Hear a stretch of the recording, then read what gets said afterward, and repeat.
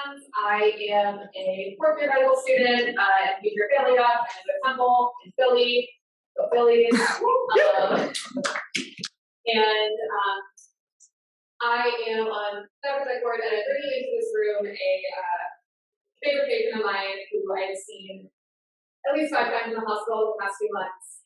He comes in and out of the hospital a lot and has so many resources, doesn't have insurance, so often her medical care is done through the ED, and she doesn't have the proper resources to care for herself while being homeless, and also has lost a limb.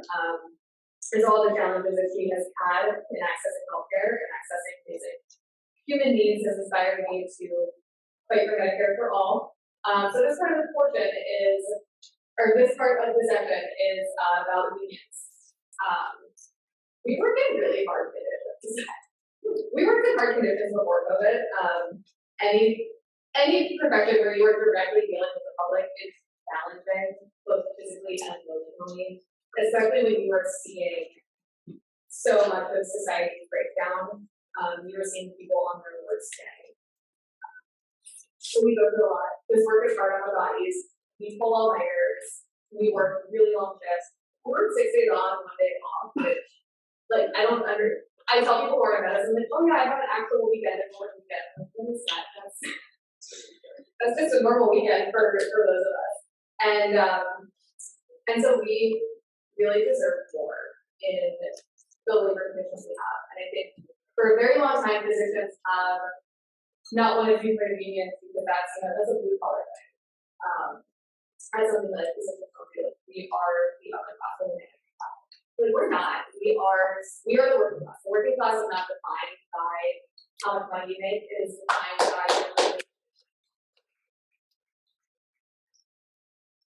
defined by your relationship needs to your working place. We have no control over our working place, especially with increasing privatization, monopolization of healthcare and HCAs. I want to get EM people started on HCAs in here. Thank you. So we really deserve a union, and something that has given me a lot of hope recently is resident unions. This is really exciting. I think residency is an amazing time to radicalize med students. Radicalize citizens, because that is a hard, at least 3 years that you do. You are treated very poorly, and you do the majority of work in an academic hospital. I have not seen, there are many attendings who I love her back, so I have not seen them put in a single order. We do the entire work of the hospital, and it is amazing what we can accomplish, and I think it's great that residency unions have been advocating for better working conditions for our residents. So they do a lot, and our residents have made our experience much better. For those of us who are on clinical rotations, my residence has been such an integral part of my education, and I hope to make it everything they deserve. And I hope to be a union residency next year.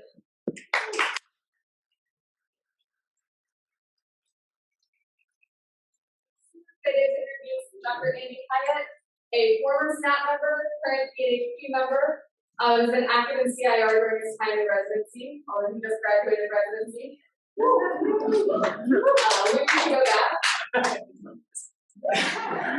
He's going to be talking about CIR and like the nitty-gritty how to start a year.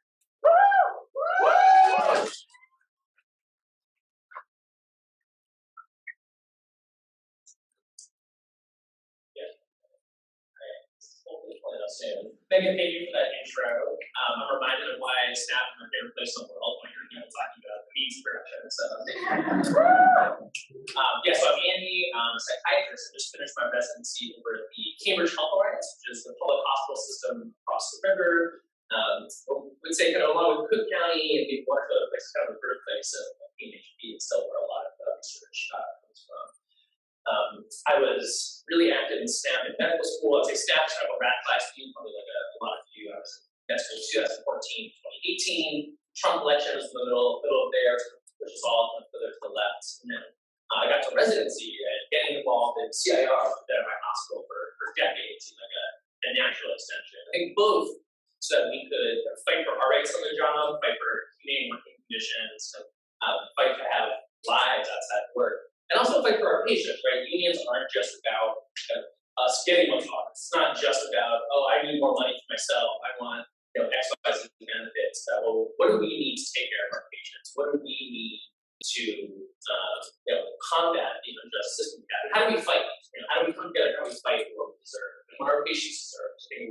where the work of CIR and the physician unions intersects with that PhD. So we're talking a little bit about that today. We're going to do a little think like a union organizer exercise that I hope will be helpful in your guys' organizing. And happy to kind of talk and take more questions.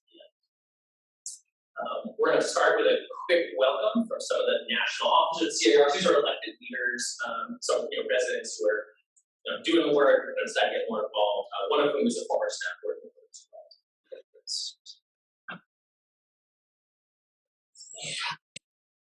Hi all, my name is Dr. Michael Zingman. I'm the current Secretary Treasurer of CIR at SEIU. Many of you may remember me as a prior national board member of Students for a National Health Program and a board member of the New York Metro chapter of SNaHP. As a medical student, SNaHP and SNaHP provided an invaluable education on the nation's healthcare system, its widespread inequities, and historical, overt, and structural racism. Another aspect that I did not fully appreciate until now was my exposure to the power of unions and unionizing workers of all types.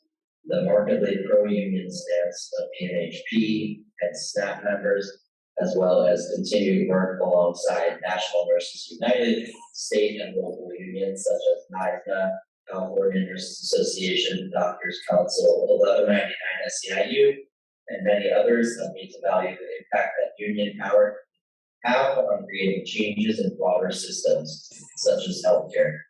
I believe CIR and SNaHP and SNaHP have parallel missions, and we are stronger together. We're both working to improve a flawed system, to motivate doctors and doctors to be the change they can be in the system, and to work with politicians and advocate for legislation to make vital changes. CIR has increasingly moved from a service-oriented union, which working conditions and benefits are the sole focus, to an organizing model in which we are building power, negotiating stronger contracts, growing our membership at an unparalleled rate amongst healthcare unions, and getting members involved in political advocacy through our Political Action Committee, which is called COPE. CIR has endorsed Medicare for All on the federal level, as well as state level legislation for single payer. We look forward to working alongside SNaHP and SNaHP in making a better system a reality. I'm also optimistic that our partnership will lead to more medical students getting involved with CIR during residency, as I and many others have already done. Thank you. Hello everyone, my name is Dr. Lorenzo Gonzalez, and I'm the current president of the Committee of Interns and Residents, the nation's largest physician labor. Resident organizing has been surging in the last couple of years, and the pandemic has taught us how vulnerable we are as resident physicians, but also how powerful we are when we act collectively as workers. By uniting to advocate for ourselves, we have secured PPE and testing and one-hazard pay, and gain more protections, and even pass legislation. The benefits of unionizing are so many. Unionized residents have higher pay, better working conditions, and more rights and protection. We fight for ourselves and our patients, and our goal is to transform healthcare. As medical students, there are many ways to support resident physicians that are organizing. First and foremost, consider whether a program is unionized and factor that into your ranking list. Residents of unionized will take the action at your institution. Make sure to support and amplify. We are building a movement. We are a union of 22,000 resident physicians and fellows, and more are unionized every single day. So let us recenter our collective intentions for today. We are at a very unique place in the world as physician leaders of today and tomorrow. We are dedicated to advancing the health of our patients and communities that we serve. We continue to show the world the strength of unity between folks that are dedicated to the common good. We can change systems. We can challenge power. We can organize our future that we seek.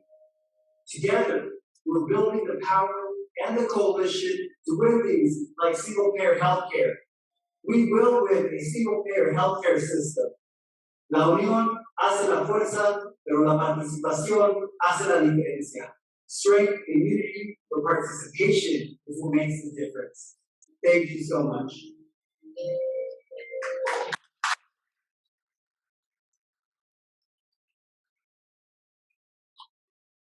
I watched it all the way through and had it for the browsing music. So Lorenzo is a good friend of mine, and Mike I've worked with for years on staff on the board, and they're a good friend of mine as well. So we're start a little bit by talking about the union basics. If you're like me, I did not come from a union household. My household was fairly conservative. I thought unions were for like coal miners and no one else. And if you don't know anything about how union works, that's okay. Most doctors don't. So we're going to go a little bit about kind of how that works, specifically how CIR and physician unions, and then we'll go a little bit into kind of how we organize both in existing union shops, and then as well as how you go about starting your own union, as I hope all of you do. So kind of a big overview thinking about how do unions think about power. So we have a big focus of our presentation today. I know SNaHP think a lot about power, how to get more of it, how to decrease the amount of power our opponents have. So unions are ways to kind of bring together fragmented people who don't have a lot of negotiating power on their own, right? You're a hospital, whether it's a big hospital or a small one, one person does not have a lot of sway over administration or management. And so a union brings all those different people together. So instead of one person making noise at the CEO for something and getting the place to shut down, you have 100, 500, thousands, residents, doctors, nurses coming together and not asking but demanding for the things that they serve.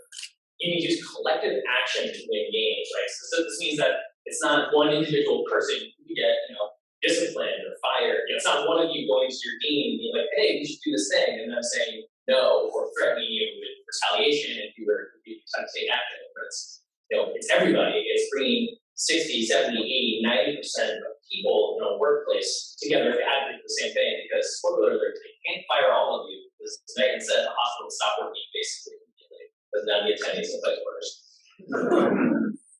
Unions are funded by workers through dues. This is a really important distinction from a lot of other nonprofits that are funded by fundraising or grants or other things. CIR, my union, has basically no fundraising outside of dues. We pay a little bit of money from alumni like myself to help fundraise for travel scholarships and things like that. But otherwise, residents all pay 1.6% of their salary in dues to the union, which is way outweighed by the big salary gains we get from the negotiating table, the benefits we get. But the fact that we're funded by ourselves is independence, right? We're not beholden to people who give us grants, what rich people are we fundraising from, like what do they want, what do we want? And that's a really important way to keep unions independent and to push other structures that might not have as much relationship to the grassroots. Unions offer standardized wages, working conditions, benefits. Everyone has the same contract, right? You're not getting excluded or discriminated against. It's a tool for gender equity, racial equity, LGBT equity, because the pay scale and the benefits are in the contract, right? They can't change that. They can't pay a female physician 30% less because she's a woman, or they can't discriminate against the LGBT or Black physician. And it also allows for independent political action. A lot of this goes back to the funded by our members. We're not beholden to foundations, we're not beholden to the donors, we're funded by our members who are our members fund. So why should residents and why should doctors unionize? This might be a pretty friendly room. It's actually more of a rehearsal of my talk tomorrow for the Robert PhD, so stay for everybody. The big answer is collective power, right? Here we have the classic, like, lots of little fish running away from the shark, but you bring everyone together and all of a sudden we're bigger and more powerful than the big fish. And I think there are a couple of key transitions that have happened in the last 20, 30 years, but really in the last 3 years that make us way more fortunate. The amount of physicians that are now employed, period, especially employed by hospital systems, insurers, this huge for-profit network, venture capital has skyrocketed since COVID with all the mergers, consolidations, and acquisitions. I believe it's on my slide from it. It's now like 72% of all physicians are employed compared to like 53 years ago. I mean, these trends are just skyrocketing. So the kind of private practice model, the physicians and small business owners, this is rapidly disappearing. I mean, I don't think it'll ever totally go extinct, but I think this model of us seeing ourselves like petit bourgeois or like these kind of independent, actors, it's really just true. We're workers now. We're employed. We don't have kind of power and control over our conditions. And you're just coddling the machine instead of people higher up. It's really important that you're not treated like that. We have dignity, we should be treated with respect, like any worker in the hospital, from a nurse to a janitor. And it's time we can take our power back. We can leverage our power to improve working conditions and patient care. This can be done through something called the bargaining for the common good framework. And Mike Zingman wrote this a little bit, where we see ourselves not just advocating for ourselves, right? We're not being selfish by just advocating for better pay. What do we need to take care of our patients? What are our patients need from us, and how do we win that contract? A big model of that is the Chicago Teachers Union, who through their contract negotiate for things like smaller classroom sizes, having nurses, therapists in the building with them. The teachers like, listen, I'm not a nurse, I'm not a therapist. My students are depending on me for that. They're not going to get what they need. So it's vital. And they thought they won that. And they kind of, they went on strike. They, held the city accountable. And now doing these meetings really vulnerable students. One point that I've bolded here that we'll talk more about is unions help politicize and radicalize workers. This is something that we've talked a little bit connected. How do we talk to our other medical students? How do we talk to people we work with? And how do we get them through the program? And I think all the things we talked about today, social media, organizing, direct action, those are all really important tools. And a union kind of brings all those things together and binds people together in a common struggle, where people, even if they're kind of apolitical or even conservative, might kind of grow to see that number one, we're not so different, all of us working together. And we have maybe more in common with our patients or with the nurse or the janitor than we do with the CMO. Even though the CMO has an MD and those nurses, techs, or the janitor doesn't, turns out that actually we have way more in common and our interests align way more with the lower on the totem pole. I think that can really radicalize people and improve them, which is just some quick kind of thoughts about what it was like to be in a unionized residency. This is kind of two different actions from outside of the Cambridge Hospital, which is a venerable public hospital system around here. And people sometimes ask, like, why are you unionizing a public hospital? Right? Like, everyone here wants the same thing, we're a safety net system, like, we're all just work together.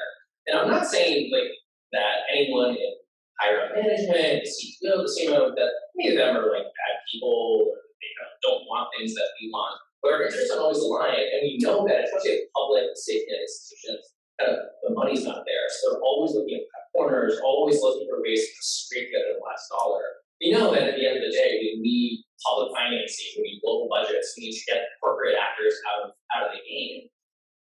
We also know that we have to keep public institutions accountable. We have to keep them kind of going the right way. I often saw the union as a way for us to hold CHA to account. So like their values they've stated don't always act out. One great example of that was during our last contract campaigns, is when we were sitting down with the hospital negotiating with them. A big sticking point was mental health coverage for residents. They had done some, like many employers, they moved to a very narrow network a couple of years ago and had forced every worker in the hospital onto a narrow network plan where mostly in-network psychiatrists were employed by CHA. And understandably, like especially if you're a psychiatry resident, I was like, well, if I need to go see a psychiatrist, I want to go see my boss because it was like that's ridiculous. And so they kind of were like, oh, well, here's a list of people who we've negotiated to take your insurance. So we have the same experience as anyone here. You try to hire a therapist, you call them, like, we're not accepting patients. I never come up on this list. Oh, this person's actually like retired. Oh, this person died 5 years ago. So we went through this list of people that are like two that are taking patients. So this is not acceptable. So we were making a big thing about this at the bargaining table. And what it came down to is that there was a program that we had advocated for, and our program directors, some graduate medical education folks that put forward kind of and had advocated within the hospital to get a specialized telehealth service for mental health workers, for residents, doctors. So there was free, accessible off hours and very quick turnaround for appointments. And we said, this is great. Residents love it.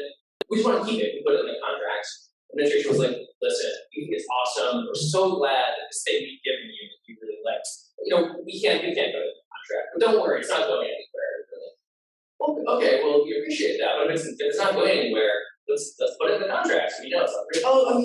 Don't worry. We promise it's not going anywhere. We just can't commit to, we don't know what's going to happen in the future. So we kind of called BS on that, and they're saying, well, you're saying one thing, but then if you're not putting the contract, it's your word, it's the same. And so we really escalated. This is probably the biggest issue in our contract, and we did a number of things. You start small, so you start thinking about what are a set of demands that we can get 90% of our residents to sign a petition. Right? Petition, low-hanging fruit. So we started with wages, COVID protection, and mental health coverage, and then we kind of escalated with a email campaign to the CTO, sent a lot of postcards, and then we went to the press and kind of got a pretty embarrassing story about the hospital in the local paper. Why isn't the Cambridge Hospital providing mental health coverage for frontline workers? And we had a rally in front of the hospital with some of our local endorsed political figures, brought out all these folks. And I think they finally got sick, must have changed. They were fine, we'll put in the contract. We just settled the contract. No, we didn't. So that was a really, yeah.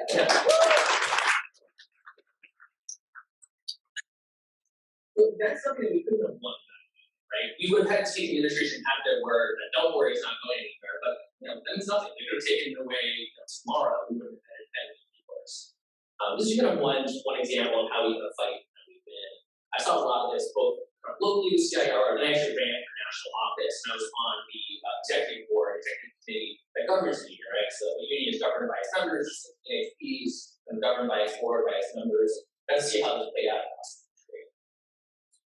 So unions sound cool, right? Awesome. But what about single payer though? What does that have to do with anything? Here's research on these things. So I want to talk a little bit about how our union endorsed single payer. That was something that myself and a number of other SNaP alumni had a big hand in.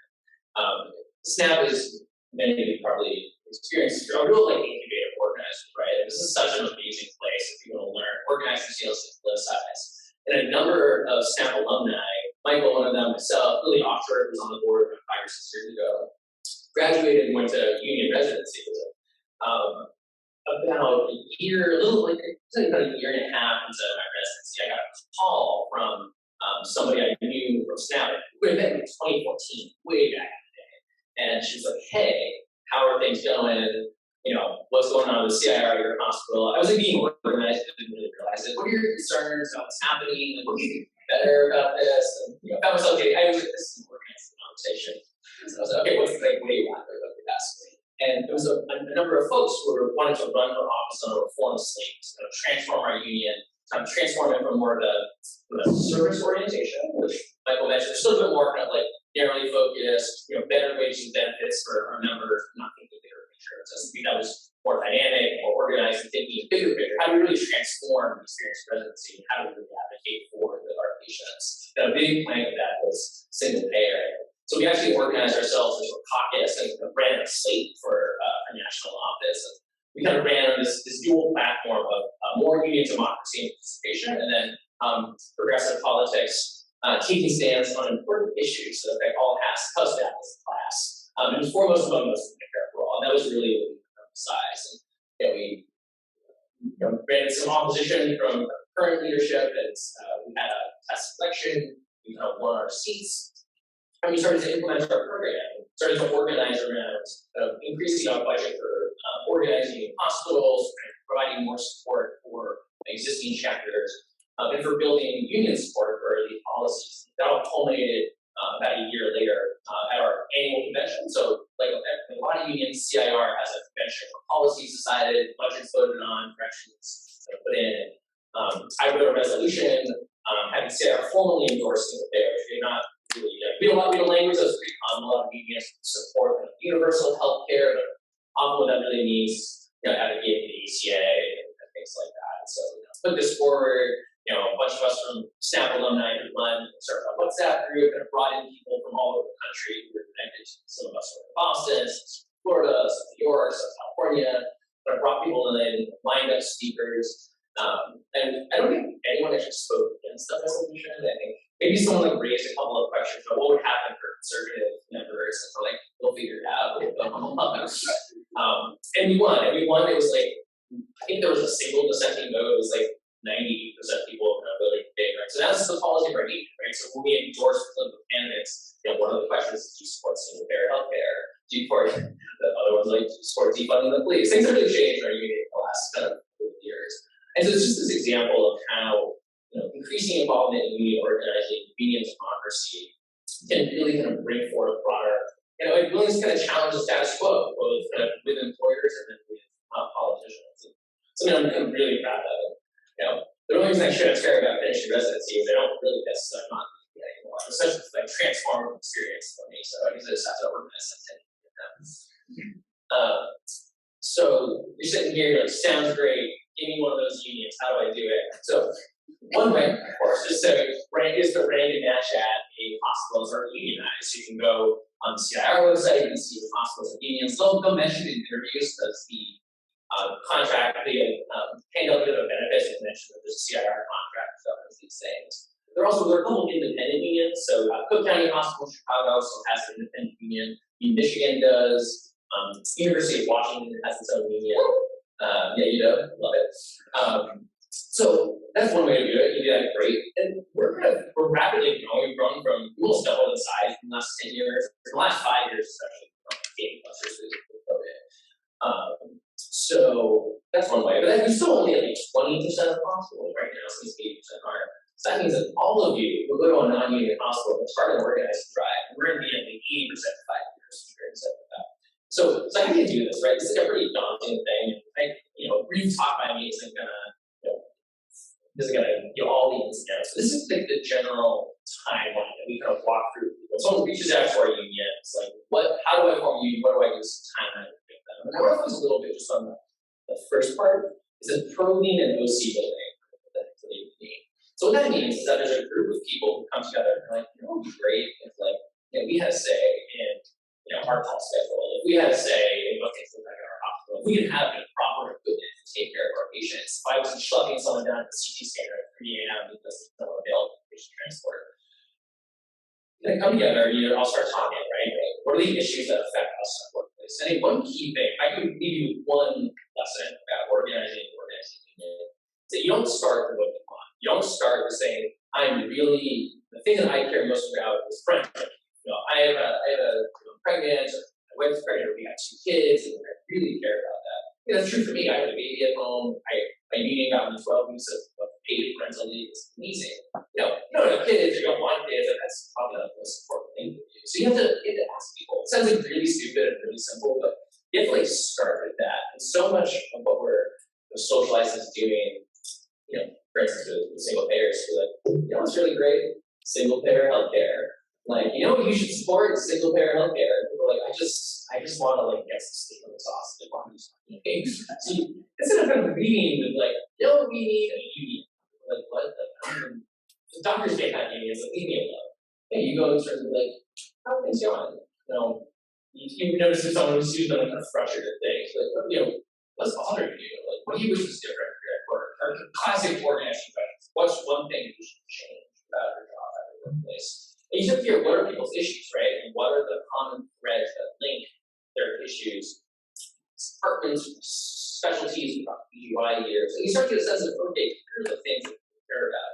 And you start bringing some of those people in, people who are natural leaders, people who already are respected in the workplace. Bring them in, and you're like, hey, what would really help with all this? We have some collective power. And you build what's called an organizing committee, which is abbreviated in the OC. That's just a group of people from across specialties, across the hospital, kind of come together and start to really seriously do this thing. And once you kind of have a group of people together, it can be 10 people, 20, 30. That's usually when you reach out to you can reach out to CIR kind of at any time. And if it's just you, they'll be like, cool, here's the process, here's how it generally works. Come back to us when you have a big, and you have 10, 15, 20 people. So we know that you're serious, right? So that's one person can't come to you in a 500-person hospital. Come back to us when you have representation from psych, EM, IM, and OB, big residency, whatever. And then from there, you talk to everybody. The big thing about being organized, I think apply to organizing in other spaces, like in single payer or politics, is that you don't just talk to your friends. You don't just talk to people who already agree with you. The whole way of union campaigns, you want to talk to them. Even that jackass from theology, even that person you don't really even the person in politics, pretty crappy. You talk to everyone, and you really try to get a sense. And sometimes people are like, I voted for Trump. Unions are stupid. I would never join with those. You're like, yeah, me neither. And then you never talk to them again, and no one ever talks to them again. But sometimes you talk to that person who thinks to be a huge jerk, and they're like, yeah, sure. I have X, Y, Z bad political opinion, but also, fill in the blank, right? Whatever opinion that is, their opinion. But then it turns out that they also hate being on call at the third night, and they also have kids and want to they think initially that, a union is for kind of the libs, right? Or for like, the lefts. But then they're like, no, but I really like to stay far. And you have to bring them in. And sometimes that person never changes, right? Sometimes they're like, sure, I'll help this union, but Trump still rules. And then sometimes over time, they're like, no, I had a conservative colleague at State Trailer. At first I was like, unions suck. And when I joined the union, I was like, all right, other unions suck, but ours is okay. And it's like, no, I guess unions aren't so bad after all, right? Do you go from like, being really conservative to like voting for Bernie? Not yet, and hopefully they'll have this someday. So you talk to as many people as you can. And your goal is to get a majority of people you talk to who are like, yes, I would vote for a union, let's do this. And then there's a formal process, you go back there when we talk to, you give them a union card, sign that card, and you're aiming for like, not just like 50% plus one, you're aiming for like 65, 70, 75% of people who are like, yes, I'm in. Because what that usually does, and not everywhere, there's a couple of legal differences if you're in a public sector hospital in certain states, but in most places, most private hospitals, that triggers an election. And that's the time when your administration, no matter how aggressive they talk about me, no matter how social justice oriented the hospitals, that's when they come in hard. There's a recent election at Greater Lawrence, which is a small family medicine program outside of Boston. Really wonderful family program. Like they care for a really poor population, mostly Spanish speaking, mostly immigrants from Central America. They spend a year total in the Dominican Republic. Like these are wonderful, wonderful residents. The faculty are also wonderful. They filed for a union, and CEO of their hospital, and the CMOs, captive audience meetings, told them they were bad people for forming a union. They didn't care about the patients. That think about, what about the MAs? What about the tech? You were better than them for wanting a union. So it's like there's a load of bullshit for me saying this, but point being that people think, and that's at like a progressive hospital, right? Some place bigger, Stanford, will come at you harder. So the goal, if you think about it, you might lose people, right? It's like you're getting all this pressure from your boss, your boss's boss, your boss's boss's boss. So you want to give yourself some cushion and make sure that you don't lose too many of those folks before the vote happens. Then you vote, you want to get a majority, you want a majority. So that's kind of the short version. We'll talk through a little bit about how that kind of work with this is. One kind of quick example of how this will work in the real world. I know we recorded, but I call this the fuck around and find out slide. So somebody probably this was a big news story, I think about Times. In December 2020, when the vaccines came out, Stanford rolled out this vaccine plan that turned out, by accident, prioritized weirdly all the board members and senior executives for vaccines, and that only 3 residents got the vaccine in the first wave. Residents understandable. Yes, they Stanford is a non-union institution where they had this huge demonstration. They marched on the CEO. Stanford back at it like, oh, oops, sorry, our bad. That was a computer glitch. Maybe I don't know. Like I have my doubts. And kind of after that, there's a huge kind of WhatsApp group. People are so active. And people came after that, they won, and they got the vaccines very quickly and their activism. But that group didn't stop. They were like, this is a pattern. Like this isn't the only time this is happening. And they started to organize. They started talking to people here about what's going on at the hospital. And a year and a half later, they announced the union and they won. I was in the social media workshop before this. This is my most viral tweet ever. I got 1,000 tweets or 1,000 likes on my Daniels. I got 100,000, but I can't be quite as good. So they won. They filed their election. Stanford fought back crazy. They filed they put out ads in the New York Times for why residents were why they shouldn't have a union, ask questions about CIR. They just want review money. The residents actually won by even more than what they filed. It was almost 80% to 20% victory. So something's different now. It used to be that employers would mount these campaigns, people get kind of scared, we often lose votes, but we're increasing our margin. I think people kind of just see through all the we kind of see what happens during COVID when residents and doctors and nurses are prioritized. So this is the organizing phase has been pretty remarkable. Monty just announced 4 or 5 days ago, which is very exciting. Can you raise your hand from New York? Okay, no people in New York. Okay, so all of you are now #1 Monty Union fans. Monty, you are also a big safety net employer, also a real social justice, which has wonderful residencies in social medicine. They are one of the most anti-union employers in New York, and they're going to come out firing at these residents. So all of you guys hear anything from New York Metro, if you hear anything from locally, you need to all show up for those folks. This is going to be a fight. And no matter how progressive this hospital portrays itself as, they're going to come down so hard on these residents. We're like doing one of the greatest things you can do, kind of standing up for themselves. And the Monty fight is also right now in the place. The workplace issues, concerns for the community. The folks in New York know that Monty's starting to close one of the big family health centers in the Bronx and open one in Hudson Yards in New York. And those neighborhoods are just a little bit different in terms of the socioeconomics status. And look like you're going there. So people are connecting the dots.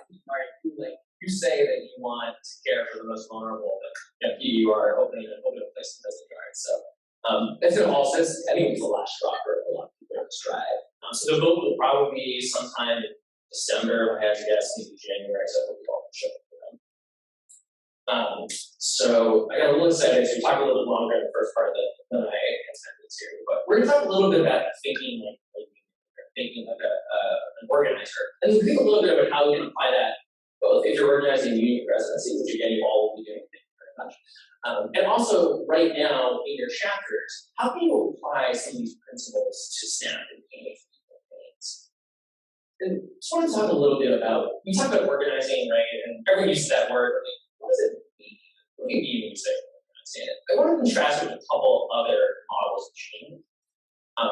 There's kind of advocacy, which is small groups of people trying to make change. It's an individual person, this is a legislator, it's somebody writing a letter, an email to the dean, it's somebody talking to another person, hoping to with them.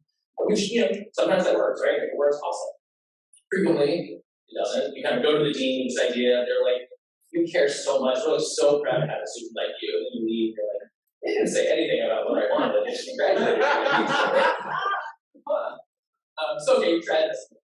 And then there's mobilizing.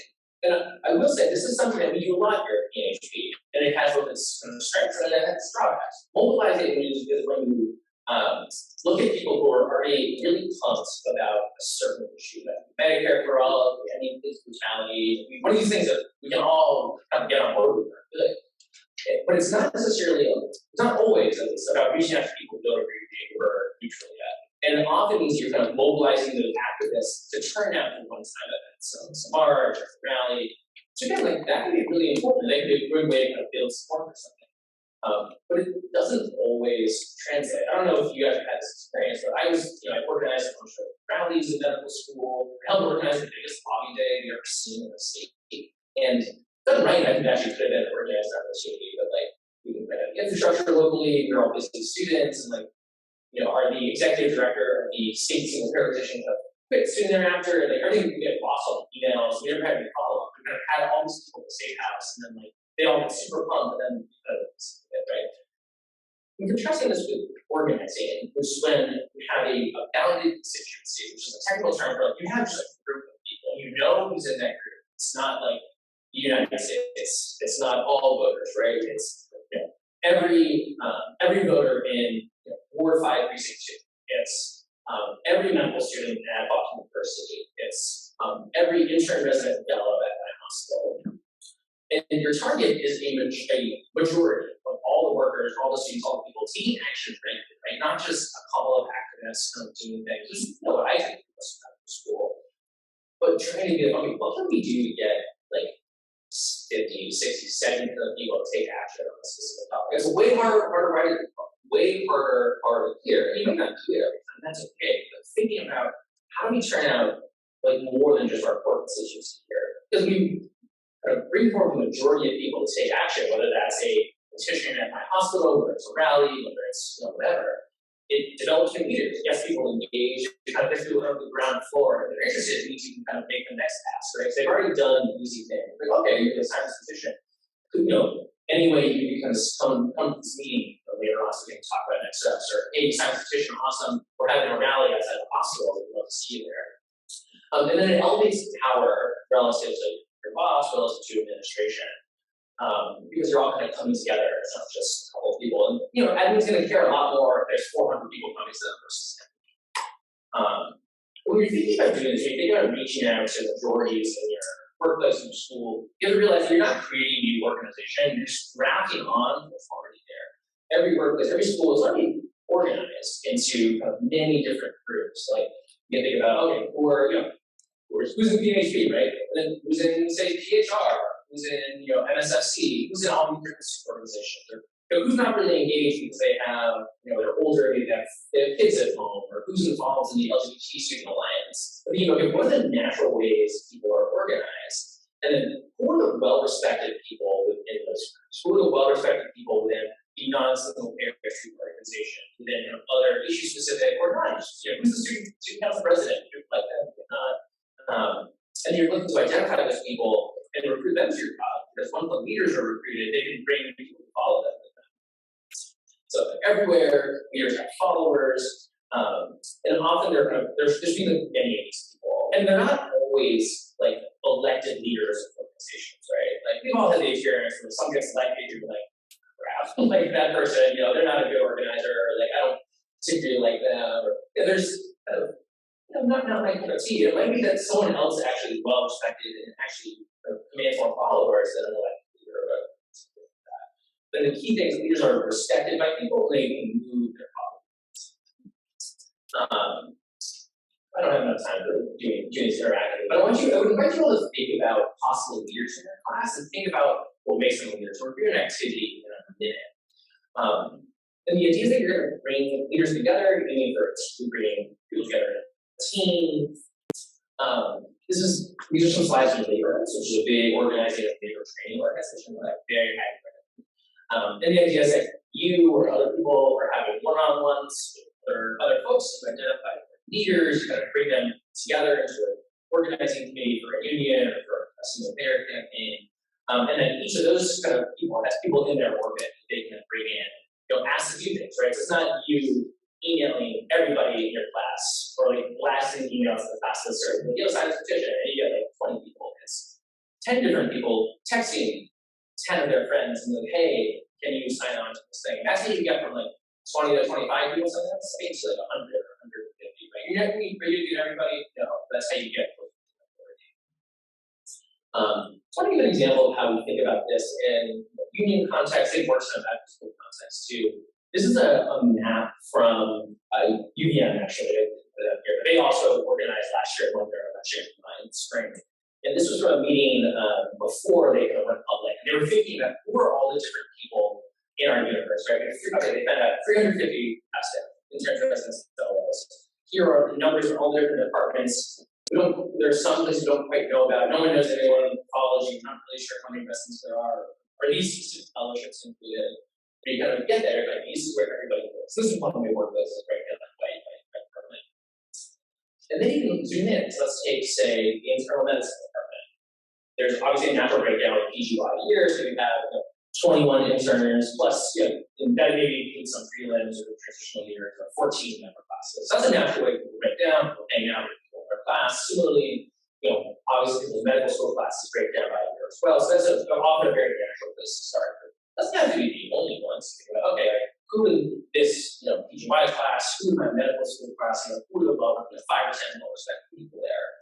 You can also think about what are the different social groupings, right? So maybe in our residencies, okay, the PGY level obvious, but then you have a primary care track. And those folks that kind of have interests, spend more time in the clinic, they can schedule, maybe they're a little bit more social justice focused, who knows?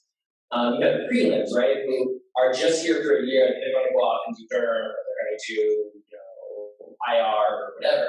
And maybe they'll stay at the hospital, maybe they won't. But they kind of stick to themselves, they're friendly with other people, but as soon as they have their own organization, we worth tapping into. Maybe there's a social justice crew, right? Maybe there's some people who are always agitating about stuff in the hospital, getting people to sign petitions, maybe they're PhD members, and they're kind of known as the activists. So, there's a small group that does a lot of things, a bigger group that's more used.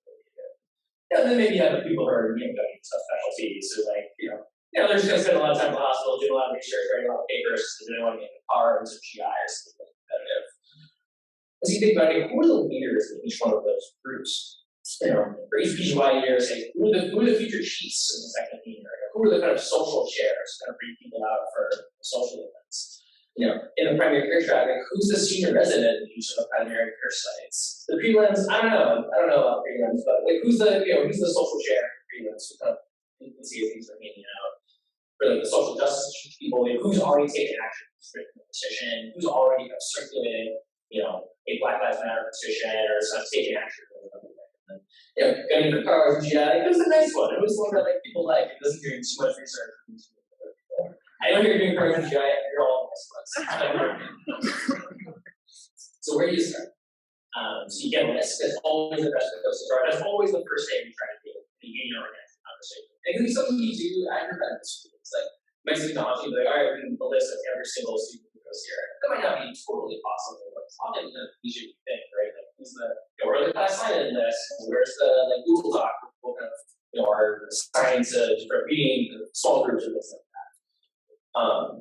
And then you can do what we call mapping, which is how you kind of visualize and organize this. And it's a way of doing what we just talked about. It's a way of kind of brainstorming and thinking a little bit about, okay, what are the social groupings at our medical school, at our workplace, and who are the leaders there? And how do those things interact? How many people can we cover with these different social groupings? Maybe you have a brainstorm of 6 different groupings, you covered 80% of the students, awesome, right? And then think about, okay, how do we get to the other 20%? Who do we talk to for those people along?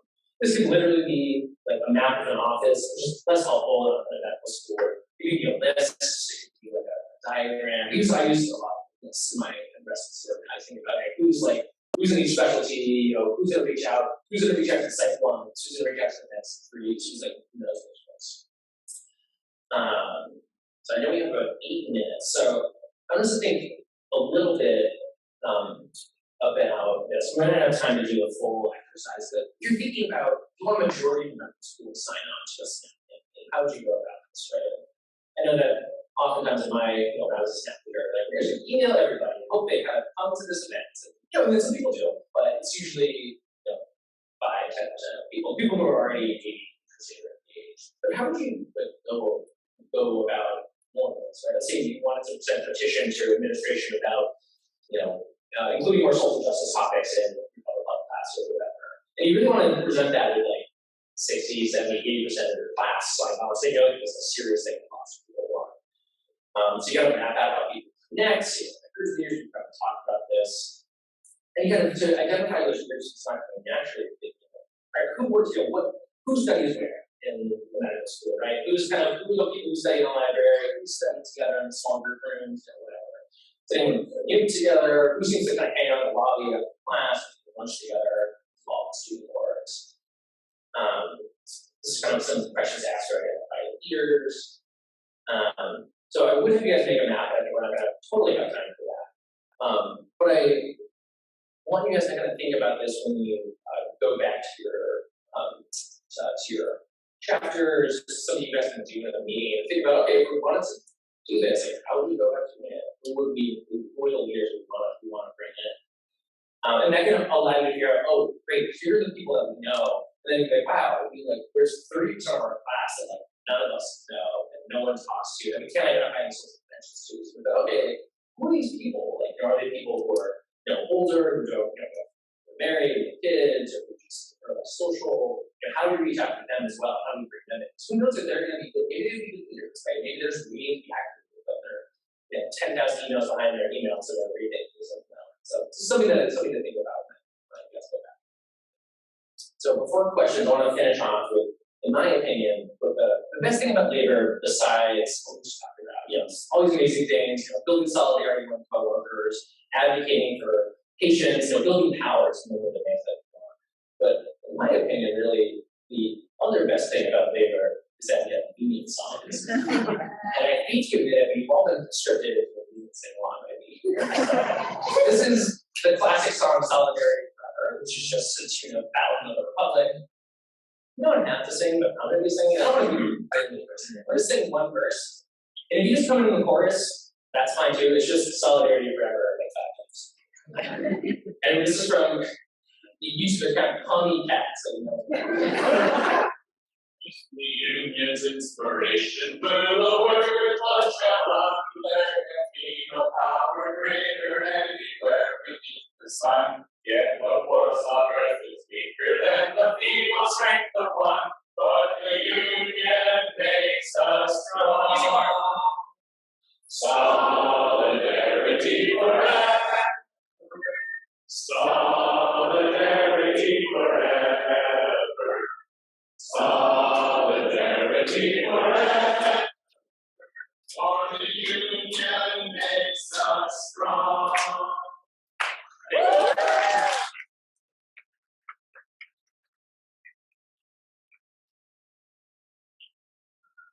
That's my baby. I don't know, that's why I'm baby. We got like 5 minutes for some questions. I'm sick. I'm not going anywhere. Happy to talk more afterwards too. It's out here personally. Yeah, since I'm at Department and we are having like a grad student UAC thing going on, and I'm just curious, it seems like it's been really hard for me to like convince some like classmates that maybe we should be in solidarity with these grad workers, because a lot of students are like, well, I'm a student, I don't like this money there, but some leaders are not something, not organizing with not using the residency level, but at the medical student level, and how we can align ourselves with the grad student. That's a great question. That's one I haven't thought about before. I think a way I would, this happens all the time, right? Different groups of workers or students, they kind of pitted against each other, right? It's like, oh, like they got it, they got it so good, and there's $25,000 in your stipend. But you have to kind of these people. So I think not everyone's gonna get on board, but I think one way to do is just like exposure, like bringing people who you can to picket lines or rallies. I think when you're talking with people, try to both imagine putting themselves in those perspectives and maybe trying to residents. I think that's the thing that comes to my mind immediately. Like grad students and residents are pretty similar position, right? It's just like, are you a worker? Are you a student? As a side note, there have been all these hospitals used to claim that residents were students, which is like hilarious. But and that was just blocking these issues for years. So I think I would maybe be that. This is a tactic that players use here. And we just like with a hospital, we know that universities don't want that grad students. Some professors are wonderful. Some of them don't know how to teach to save their lives as a grad student. So I think I would maybe even start there. And then just like realize that it might take a little time to speak with them.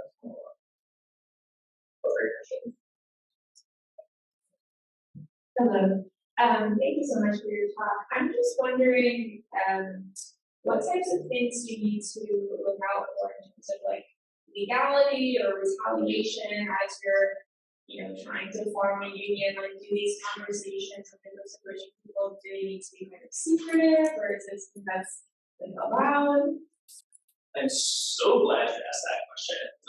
I kind of had that from the top of this a little bit too long. You give me an excuse. So you should both be cautious and also be aware of your rights, right? So for folks who don't know, workers theoretically actually have a lot of rights around unionization in the US. Of course, employers violate those rights all the time. You see that at Starbucks right now, at Amazon, where people are illegally being fired for union organizing. So it's illegal, and it's theoretically shouldn't happen, and sometimes employers are punished for it. But it's not something I would just like in the middle of rounds, like, you guys think about it, right? So what we generally tell people is that these conversations should happen off work hours when you're not like, at least initially, you're not like actively working, ideally not on the grounds of the hospital, but maybe right outside of it, parking lot, away the bus. It shouldn't happen using employer-owned means of communication. So you should never use your employer email. Your best, it's not actually that practical medical school. You shouldn't use your hospital email address. You have a phone from the hospital. You should never use that to text people. So it would be personal numbers. Usually, the initial one of the big things you do is like ask people what's your cell, and that's text. That's like find a place to talk. Workers do have protections.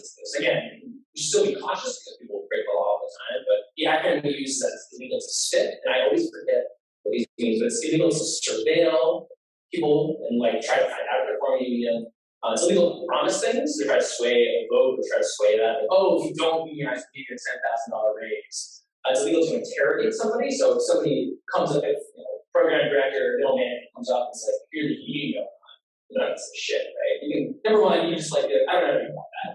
Or if they keep asking, like, I don't know anything about that, but I can't be interrogated. This is actually not, this is not okay. It's the law. TM forgetting, we'll get back to you. Terrorize, I don't think that's it. But there are protections. It's actually on the CIR website. It's like, if you Google CIR, illegal to spit, it comes up.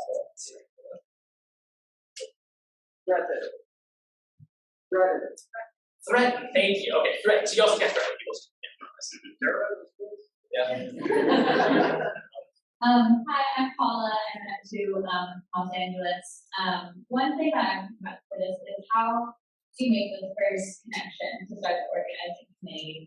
Like, how do you know that that person isn't going to be the one to snitch, for lack of a better word, and sort of have across specialties as well? Like, if you're a large academic, how does one pediatrics meet someone in psychiatry and go about that?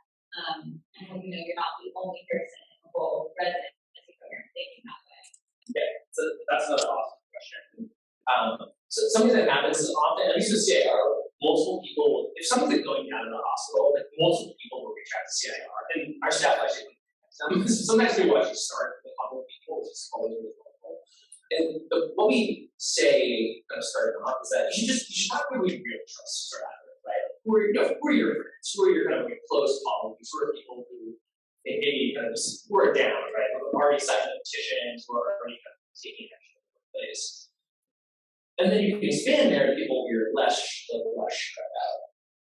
And the question about organizing cross budgets is a really good one. And I would think about it in terms of like workflow and hospital, like who interacts with who, right? And so, people who are really great at organizing committees, internal medicine, emergency medicine, because they're kind of consulting people all the time, they know all the residents. So getting those people on the organizing committee is a great way to start. And they're like, oh yeah, I know the cards fellows because I page them all the time, or I know psych because they're doing past evaluations on people. So you're kind of thinking about what are that means often around get consults, and like also who's near each other in the hospital, who's maybe on the floors together, right? So is the workroom for the medicine residents right next to urology because of space issues, or where's neuro? So I think you think about it in space, and then you can try to think about it in terms of who interacts with each other. And maybe you should who knows each other. So you kind of recruit more people, and then those people in turn know more people, right? So if you recruit a surgeon, because medicine consults them all the time. The surgeon knows, the neurosurgery residents, knows uro and other things. So it's a way of doing it. It sounds like there's a lot of interest in unionizing, which is amazing. I am certain that there are other people here besides the two of us who have unionized. So I would love to see a show of hands if anybody has been on a committee so that people know who to go to and talk to if you're willing to talk about your experience, because I think you will probably want to talk more about this. So I think I'm like thrilled to talk about unionizing all day long. I believe you are as well, since we just talked about this. So I think if folks want to, like many of us really love doing this. I unionized the Miami office of Transparency Global. And so I think there's a lot of experience in the room and a lot of interest. And I encourage people to take advantage of the opportunity to talk about this, because we bring it up in other spaces often not like this. So we can all strategize.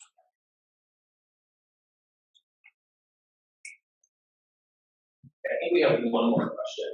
It's the message I got. Yeah. So, okay, Simon,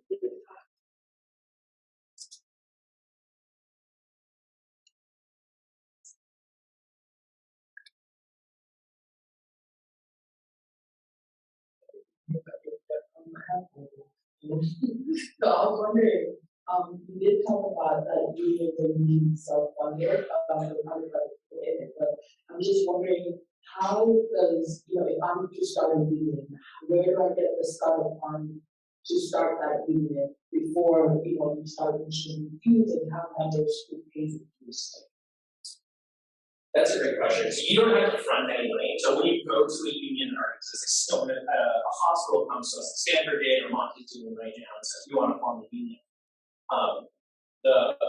We just say front end money. We spend close to a third of our budget. So a third of the dues we bring in, close is spent on new organizing. So we pay for staff, we pay for organizers to kind of go and help that out. And the model is that people don't pay dues until after their first contract. So none of you front end money. It's the unions that exist. This is like should be, unfortunately, it's not many. This should be like bread and butter. We should be. And this is the time right now. Fresh off of COVID, people are banging out their doors. Yeah, organizations. Like we had 500 calls last year from hospitals that organized. So that's not something. So the money part is something that you don't have to worry about. Something that I ran on, and when we used to do it, I was spending a lot more on it. It's so important. So if that's the answer. It's everyone who's already in the union that's going to do next. We know that it's good for unorganized people. It's good for us too. The more residents that are in the unions, the more powerful we are. It's just that's Thank you everyone for everyone's time. I'll be sticking around for a little bit after to talk more.